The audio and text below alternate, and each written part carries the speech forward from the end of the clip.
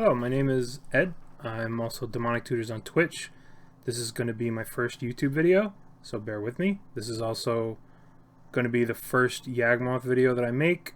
We're going to set it up like a college course. This is going to be the intro level 101. It's going to be the basics of Yawgmoth, why the deck's sweet, why it sucks, why it's a good call in the meta. I've had a decent amount of success with it recently. And hopefully, after watching this, you'll understand what's going on with the deck. This is going to delve into the basics, and the next videos are going to be more and more complicated, but we're going to start off really slow with the basics, the combos, so that anyone who has no idea what's happening on my stream or just in general with Yawgmoth can watch this video, and then they'll come away with a good understanding. So, the basics of Yawgmoth. The whole deck is built around this guy. From Modern Horizons 1, Protection from Humans, 2/4. He has 2 abilities, both of which are very good. Pay 1 life, sacrifice another creature, put a -1/-1 counter on up to 1 target creature, and draw a card. Which is okay. And then pay 2 black, discard a card, proliferate.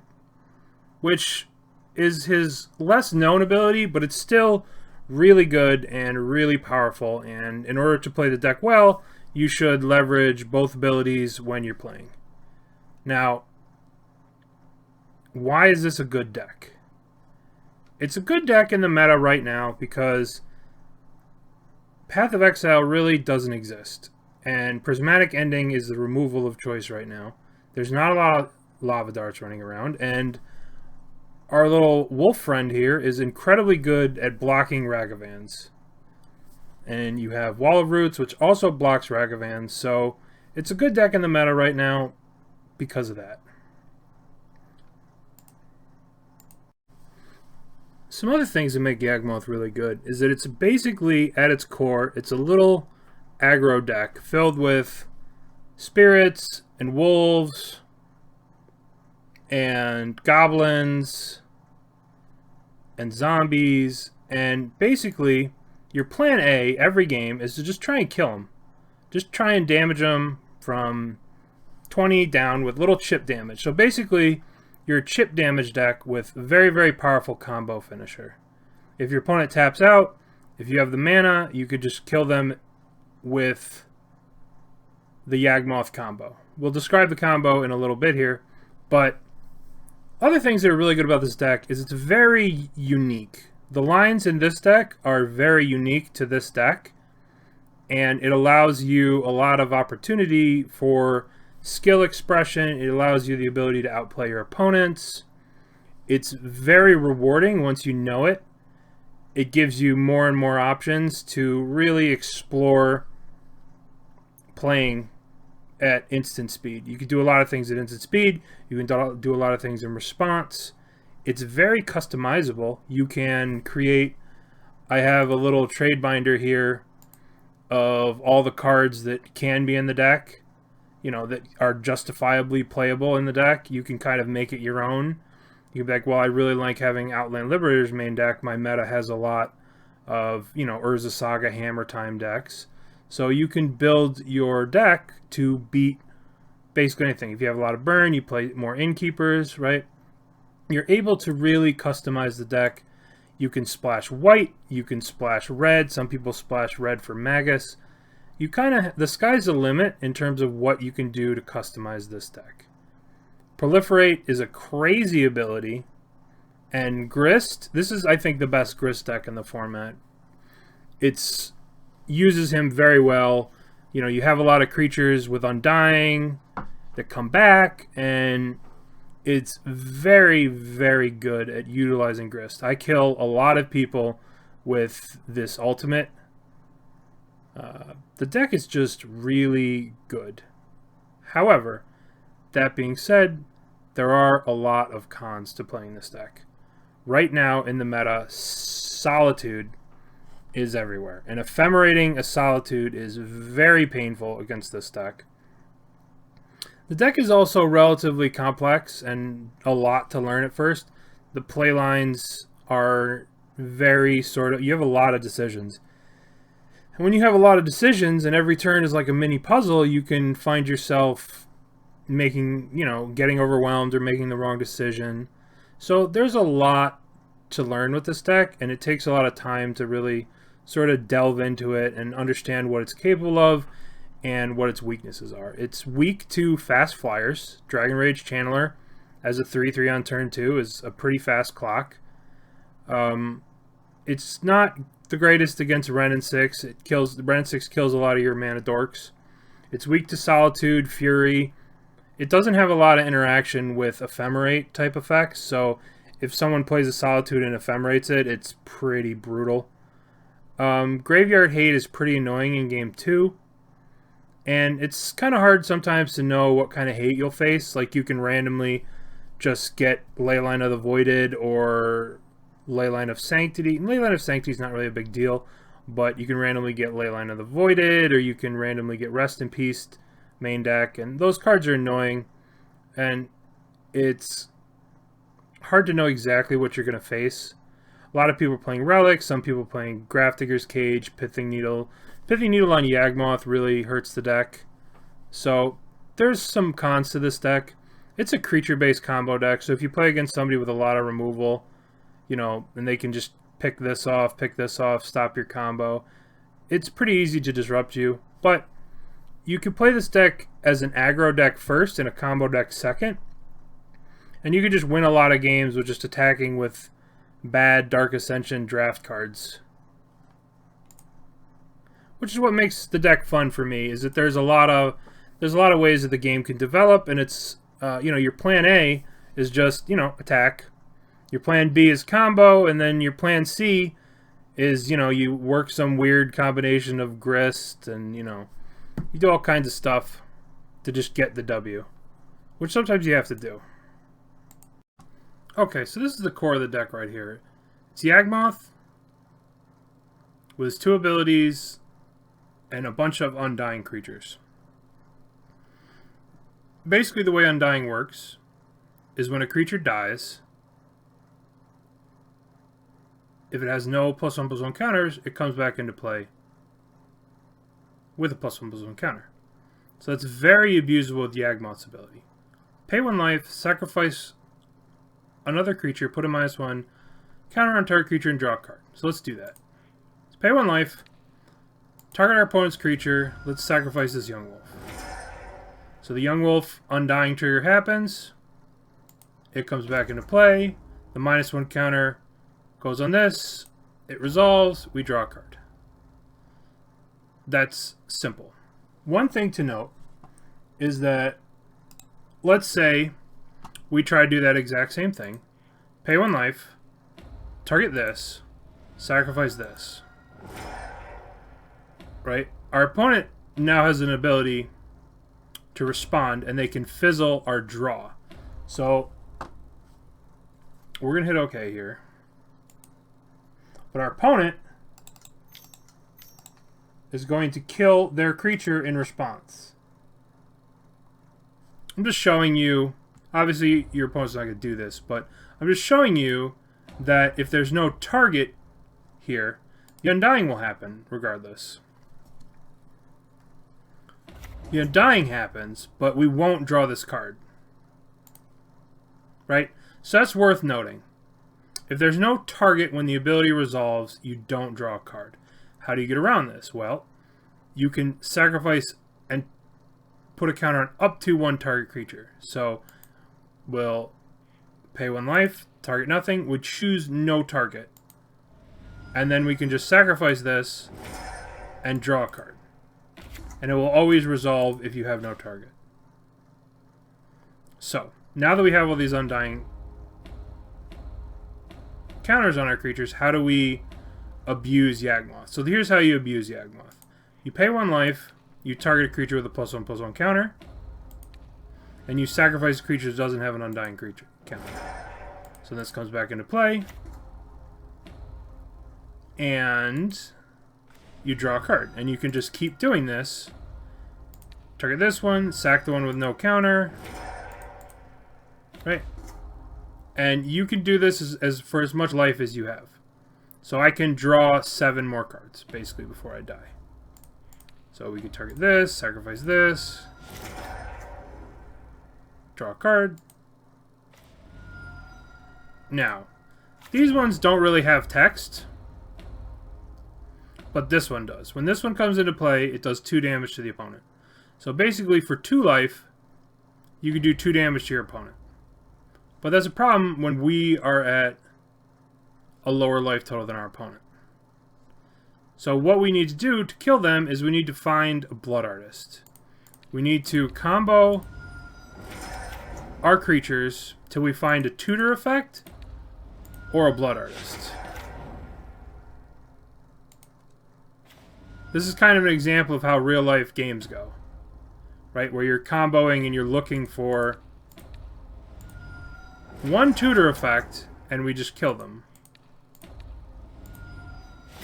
We're digging, we're digging. Alright, so here's the tutor effect. Chord of Calling. So now we cast this. We can convoke Chord of Calling, so we'll use our creatures. And we do it for 2 to find the Blood Artist. The Blood Artist is the most important creature in this deck at times, besides Yawgmoth. Because now that we're at 3 life and they're at 10, we could just bounce our 2 creatures, reset this one, blah, blah, blah, blah, blah, blah, blah, until they're dead. It sucks to have to click through, but that's what you sign up for. Now, you could, just as long as you just go between a creature with no counter and then a creature with a counter. So we're going to target this one, sack this. The Blood Artist will trigger them, and we'll stay at a perpetual 3 life. So we target this, we sack this. Right? And as long as we have our Blood Artist in play, we just kill our opponents. You just bounce these 2 creatures back and forth. You switch who has the +1/+1 counter, and meanwhile, Blood Artist is draining your opponent. So this is how the combo works. This is how Yawgmoth works. You bounce these 2 creatures back and forth, resetting the combo, and you use that to your advantage. You can use that to draw cards, and then you can find a combo piece. The combo finders are Chord of Calling and Eldritch Evolution. Eldritch Evolution works in a very specific way. Your 1s go to 3s. There's a lot of play with this card. You can do a lot of cool things with this card. You can also get a Grist with these cards, because Grist counts as a creature. So there's a lot of play with Grist. There's a lot of play in the deck. There's so much you could do. But let's just kill our opponent. Let's just keep bouncing these 2 creatures back and forth. And let's kill our opponent.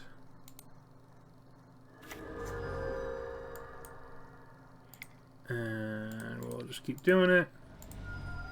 It's kind of tedious and monotonous, but you can get a lot faster. You can always yield to trigger and save targets. Save targets, always yield. Your first click, your second click. And now our opponent is dead.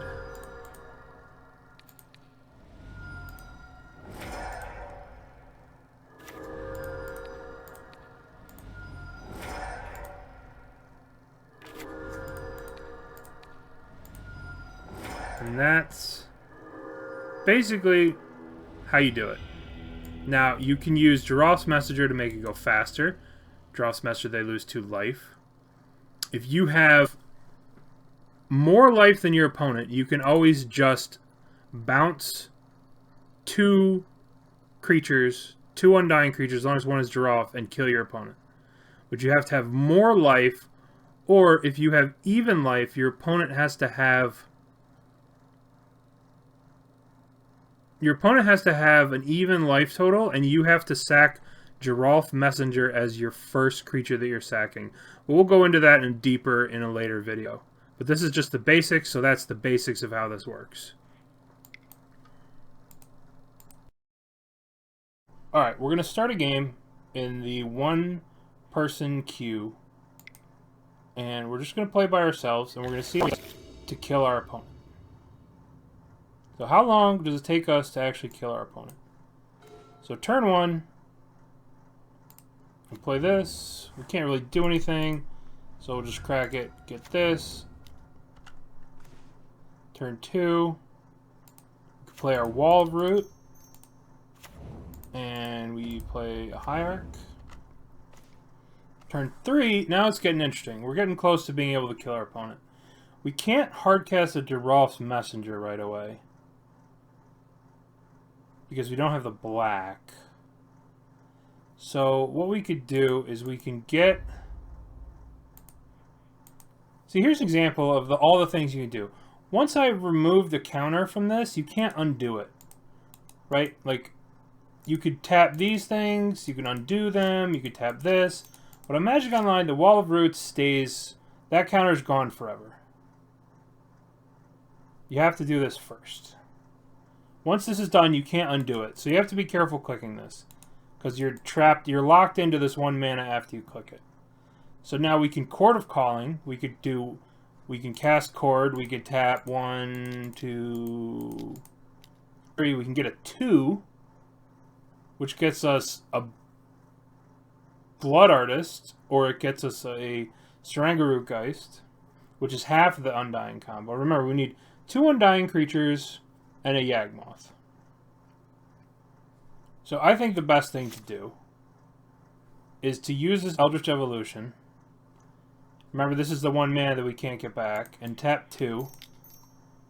Sack this. Get our Yawgmoth. Now we have our Yawgmoth. Now, we still have a land drop to make.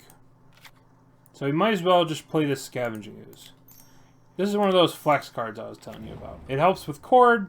You don't want to leave your mana floating. So now we untap. Do the next turn. Now, we can cast our Geralf's Messenger. 1, 2, 3. Now we have half the combo here. So now all we need to do is Chord for the other half of the combo.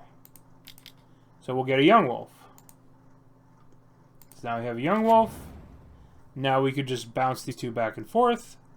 First, remember, you want to sacrifice target up to nothing.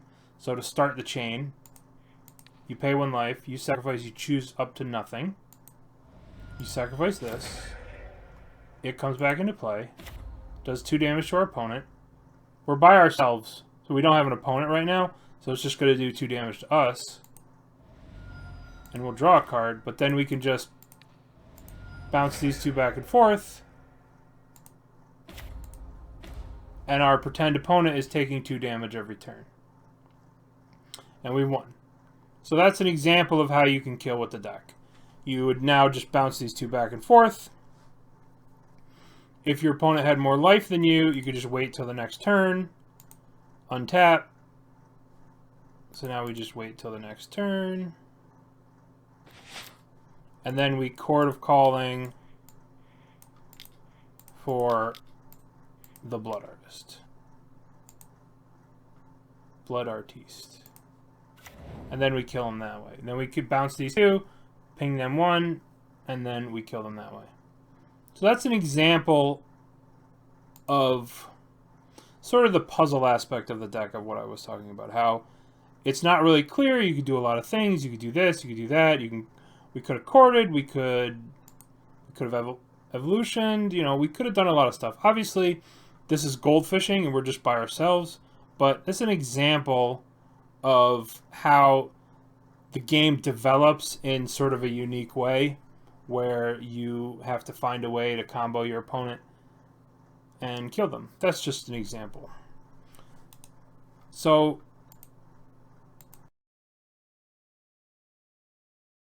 there's one important thing to note about Wall of Roots. In paper, the way it works with Chord of Calling is that you pay the cost, the tapping, and then you can remove a +1/+1 counter. So in paper, you can do this, tap them, and then remove the counter. But on Magic Online, Wall of Roots is bugged. So that you have to, right, once I start channeling the spell, I can't tap these and then remove a counter. right? So I can't do anything. I'm trying to click on them, nothing, right? So before we cast a spell, we can remove a counter. And then we can tap it. And then we have that one floating mana. But on Magic Online, you can't do it. Why is this relevant? It's relevant because, do you see this one at 1 token here? In paper, you can cast this, tap this, tap this, tap this, tap this, and then remove this counter and cord. Let's say you needed to cord for 3. We have 1 counter from this one. Then in paper, we could remove this counter and cord for 3. We're not paying any attention to this stuff. But I'm just pointing out Wall of Roots and how it works in paper versus on Magic Online. On Magic Online, this is bugged. That's just the way it is. You just have to accept this if you're going to play on Magic Online. But in paper, you can tap this and then remove. You could tap it to pay and then remove the counter. But Magic Online doesn't work that way. So if you're going to play on Magic Online, you cannot do this. But if you're going to play in paper, you can tap it and then pay the cost. Wall of Roots is low-key one of the best things in this deck. Because oftentimes what will happen is you'll use all your counters on your turn, right? And then we've tapped all our mana, blah, blah, blah, blah, blah, blah, blah. And then we can cord on their turn and use the mana from the Wall of Roots on their turn. Or if we have a Scavenging Ooze, we can use the mana on their turn. We can also use the mana on their turn and use a Twilight Mire and proliferate on their turn. Just to like throw people off. You could pay 1 here, use this double black from the green, and then proliferate. Right? You could just do so much with Wall of Roots. It has a lot of potential. You never really want to proliferate your own Wall of Roots. But I'm just doing it because that killed that one. But that gives you an example of how important Wall of Roots is. If you can use Wall of Roots on your turn, you should always use it. Don't worry about whatever. Don't worry about trying to keep it alive or blocking with it or anything like that. It's there to die. It's there to be used. And you want to abuse it with Court of Calling. It's so good with Court of Calling. Just to be able to do a chord on your opponent's turn. Oftentimes what will happen is you'll use all your mana and then you need to go to your opponent's turn to use mana from Wall of Roots and use a Court of Calling and kill your opponent. So like right now, we can use our mana here to... We can use all our mana to cord for 7. Let's say we have to get our Yawgmoth, for example. Right? And then on our opponent's turn, we can cord for 1, 2, 3, 4, 5, 6, 7. And we can cord for the Giraffe's Messenger that we need for the combo. Dink, dink. So right now we can only do 2, but now we go to our opponent's turn, which I can't do because this is solo player. But we can then remove a counter, remove a counter, remove a counter, tap, tap, tap, tap, tap, and then we have a chord for 5, right? So it's just, you want to abuse Wall of Roots while you can. It's really good. It's a good blocker. It blocks Ragavan, as I've said earlier. It's just an 0-5. And sometimes having an 0-5 is just really good. It blunts a lot of aggression. It's very powerful. It's really good with Chord. It's really good with Eldritch Evolution. So then we get our Giraffe's Messenger, and then we kill them with the combo. It's just a really good card in the deck. It's really abusable. It's very, very good. And using your Wall of Roots properly is very important. Oftentimes, too, you want to just... There are times with Blood Artists where you want to just remove counters just to have the Wall of Roots die. Like against Living End, for example. If they're going to wipe the board, you just want to remove your counters and kill your Wall of Roots. Or you can remove counters with your Wall of Roots and kill it and trigger a Blood Artist to kill your opponent. There's a lot of little edges that you can get with proper Wall of Roots management, and sometimes having it die is beneficial. So you always want to keep that in the back of your head. Like, should I start removing counters from my Wall of Roots to maybe suicide it under certain circumstances? For example, against burn, if I have a scavenging use, I'll start removing Wall of Roots counters so that I could eventually, if I choose to, suicide the Wall of Roots to get a creature in the graveyard for scavenging use, or a creature, or to get a trigger off Blood Artist to just do 1 point of damage and gain 1 point of life. That's some of the cool things you could do with this deck. But Wall of Roots is a very, very, very important card in the deck. So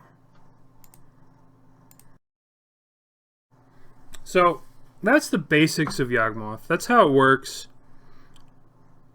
Basically, you play a bunch of dorks to ramp you, and then you want to try and establish 2 Undying creatures, Yawgmoth, a Blood Artist, and you have Grist to kill things. You have Eldritch Evolution to tutor, so you see your 1s can get you to 3s and 2s. You can also do things like you can, if you need to get aggressive, you can Strangleroot Geist, get another Strangleroot Geist, and then you have 5 power with Evolution. Like, Evolution has a lot of tricks to it. You could sack a Giraffe Messenger and it's up 2, so you can just get another Giraffe Messenger if you need 2. You know, you have a lot of ways to tutor, a lot of ways to play the deck, a lot of things you can do. And here are your tutors right here. They find whatever you're missing. Yawgmoth, the Doctor, is the most important card, obviously. And you just sort of find a way to win. And that's what makes the deck cool, is that every game is unique. Now, the important things for this deck is you always want to preserve your life total, right? It sounds stupid, but paying 3 life on turn 1 to like crack a fetch and get an Overgrown Tomb sometimes can cost you a game. You always want to preserve your life total. You want to sequence your lands in such a way that you preserve your life total, keep it as high as possible, because essentially a lot of the times you have to dig deep for cards. You saw earlier when we were digging for Court of Calling, we almost didn't find it. You know, and that's part of the risk you take with the deck, where you gamble just drawing cards and hoping that you find sort of your combo. So you want to keep your life total as high as you can at all times with this deck. You want to preserve as much life as you can. Now, also, don't try and think of this as a combo deck, especially in games 2 and 3. In games 2 and 3, your opponent is going to have everything in their power, everything that they're capable of bringing in to stop you from comboing. You can't really combo in the face of a Relic of Progenitus. You can't combo in the face of a Grafdigger's Cage or a Rest in Peace or a Pithing Needle on Yawgmoth. Like, your opponent is going to do everything in their power to stop you in games 2 and 3 from being a combo deck. So don't be afraid to side out the combo, side out tutors, side out Court of Callings. Think of what your opponent is going to try and do. If your opponent's going to try and counterspell, if, like, let's say you're playing against Blue-White Control, you don't want to leave in Eldritch Evolutions, because if this card gets countered, it feels really bad. You lose a creature, and the spell's going, like, against Blue-White Control, I would side out. If I'm on the play, sometimes I side out all 3 of these, and I just leave 1 in. You know, other times I'll leave in 2. If I'm on the play, I'll leave in 2. If I'm on the draw, sometimes I cut them all. If you're playing against a deck with a bunch of Furies and Fires and Wrenn and 6s and all kinds of stuff, where your opponent's not going to let you develop a board with a bunch of mana dorks, and your opponent's like killing your Wall of Roots, then maybe Court of Calling isn't the best. You know, if your opponent has Teferis, don't be afraid to cut cords. You know, don't just think of what your opponent is going to try and do, because remember, your opponent's going to try and stop you from comboing. And, you know, try and adjust your sideboard accordingly. Some matchups, obviously, it's not really going to matter. But, you know, don't be afraid to be just a shitty mid-rangey green-black deck after sideboard. You know, you don't need to combo to win. It helps, but, you know, just try and be open-minded in this deck. And try and find ways to win. Don't be afraid to side out tutors. Don't be afraid to side out young wolves. I side out an extra young wolf against control all the time. Drawing a 1/1 late in the game is foolish. You know, there's lots of different ways to play, and you can find the style in this deck that is good for what you like to do and how you like to play. And that's what's awesome about this deck, is you can just infinitely customize. You know, you can play whatever you want. I won a tournament recently playing Thoughtseize main deck over Scavenging Ooze, just because I felt that there'd be a lot of control, so I just put in a Thoughtseize, you know, and I won a Sunday challenge with it. Now you can do whatever you want with this deck. You could play Tugris, you could play all these cards I was showing you before. That's what makes the deck cool. A lot of people like this card, a lot of people like Innkeeper. I'm not a fan of them. I personally like to build the deck sort of very mana dork heavy, so you could just sort of ramp to your Yawgmoth. I just think I want to focus on being a consistent combo deck in game 1, and then games 2 I go a little loosey-goosey. You know, we'll cut chords, we'll cut evolutions. I generally always cut the second Giraffe Messenger in sideboard games because it's so clunky and it's such a huge resource investment, and it's very easily answered by a lot of things in the format, like Prismatic Ending, Solitude, Teferi Bounce It. You know, there's a lot of things, like if they have like a relic or something, it's a big investment. Triple black is kind of hard to cast, you know, so, but it's a powerful card, you know. Celestial Purge is a big thing you see out of sideboards too these days. But, you know, there's a lot of ways to play the deck, and you can do a lot of different things with this, which is what makes the deck awesome. You know, it's a lot of fun. You have to learn it. It takes time. There's a big learning curve, but at the end of the day, the more time you put into this deck, the more rewarding it will be. That being said, if your meta game is a bunch of Rhinos players, don't play this deck. Or gear your sideboard to beating your meta. Beating Rhinos. There's a lot of cards you can play. You can play Chalices. You can play Engineered Explosives. You could play Crime and Punishment. You could play Culling Ritual. There's so many things you can play to this. Rhinos is a really hard matchup. Elementals is a really hard matchup. But for the flip side, there's a lot of really easy matchups. I've had a lot of success against Hammer Time, which is the most popular deck. Certain decks like Humans and Infect are kind of buys. They're very easy. You know, and there's a lot of decks that just have a hard time interacting with what you're doing. And Grist is a crazy card. The deck is really powerful, and I think it's worth giving it a try if you're looking for something new and modern. Alright, so this is basic Yawgmoth 101. Any questions, post in the comments. I kind of rambled a little bit. This is my first YouTube video. I appreciate you guys listening, and hopefully the next ones in the future will be better. They're going to be more in-depth. They're going to be more strategy. I'm going to take some clips from my gameplay, but this is the basic Yawgmoth 101 primer, how it works. And any questions or comments, post below. And check out my Twitch. Thank you very much. I'll see you in the next video.